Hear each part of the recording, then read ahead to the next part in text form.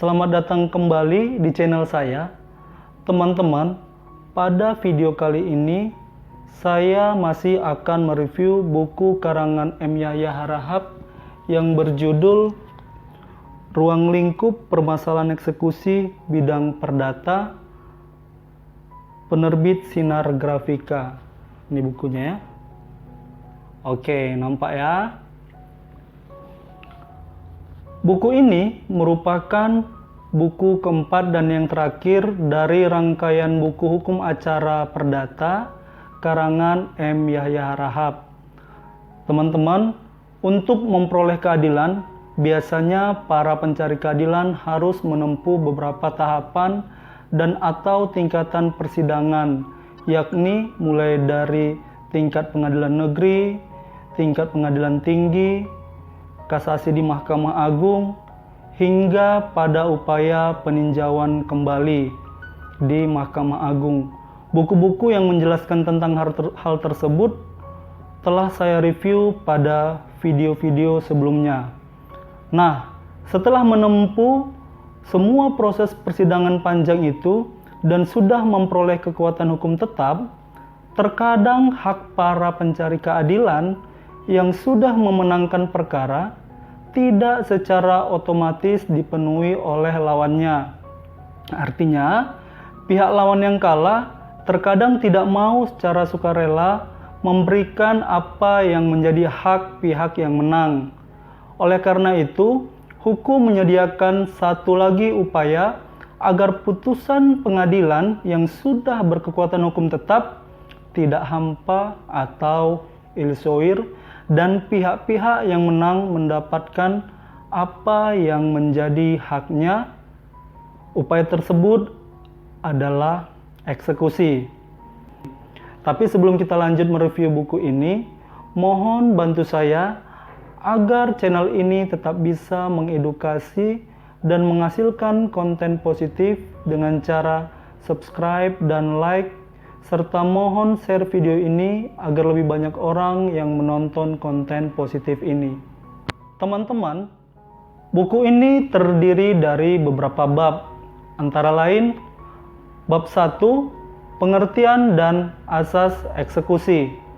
Pada bab ini dijelaskan tentang sumber-sumber aturan eksekusi baik yang ada dalam HIR, RBG, RV, maupun undang-undang khusus yang mengaturnya. Selain itu juga dipaparkan tentang azas-azas eksekusi.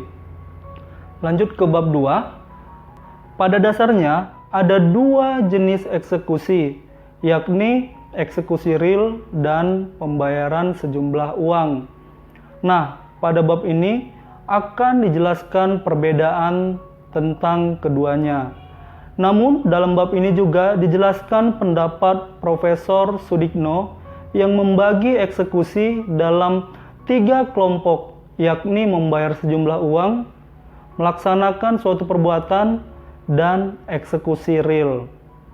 Lanjut ke bab 3 tentang peringatan, penetapan, dan berita acara eksekusi.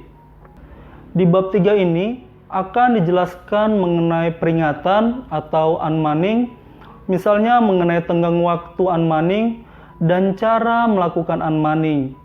Lalu juga dijelaskan tentang surat perintah eksekusi.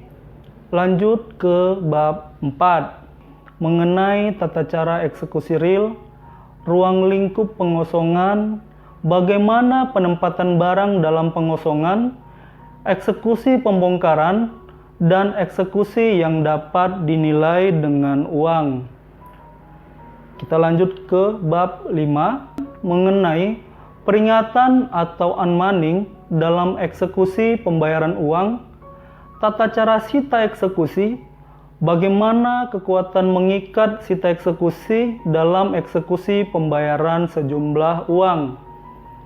Lanjut ke bab 6 tentang hal-hal yang terkait dengan lelang seperti dasar hukum lelang, klasifikasi lelang, dan pejabat lelang, persiapan dan pelaksanaan lelang, mekanisme perpindahan hak kepada pembeli lelang, risalah lelang, serta laporan lelang. Lanjut ke bab 7 tentang bagaimana proses atau penetapan eksekusi hak tanggungan, eksekusi jaminan fidusia, eksekusi gadai, eksekusi hipotek kapal laut, dan eksekusi hipotek pesawat terbang. Lanjut ke bab 8 tentang eksekusi terlebih dahulu seperti eksekusi putusan profesi dan putusan serta-merta atau with forbar bid foraj. Kita lanjut ke bab 9 mengenai sita dan penjualan serentak atas beberapa eksekusi putusan. Bagaimana melakukan sita lanjutan dan cara pembagian hasil penjualan secara berimbang. Lanjut ke bab 10 tentang eksekusi putusan perdamaian. Pada bagian ini juga akan dibahas mulai dari syarat formil putusan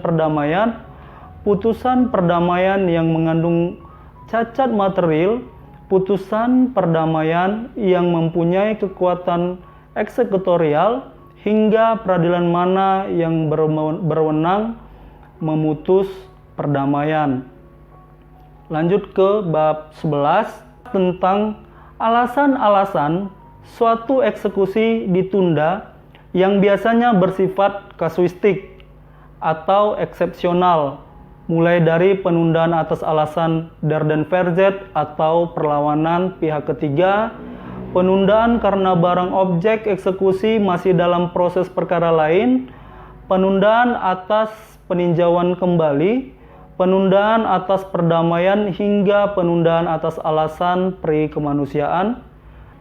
Lanjut ke bab 12 tentang penyebab eksekusi tidak dapat dijalankan. Misalnya karena harta kekayaan tereksekusi tidak ada, barang eksekusi di tangan pihak ketiga, perubahan status tanah menjadi tanah milik negara.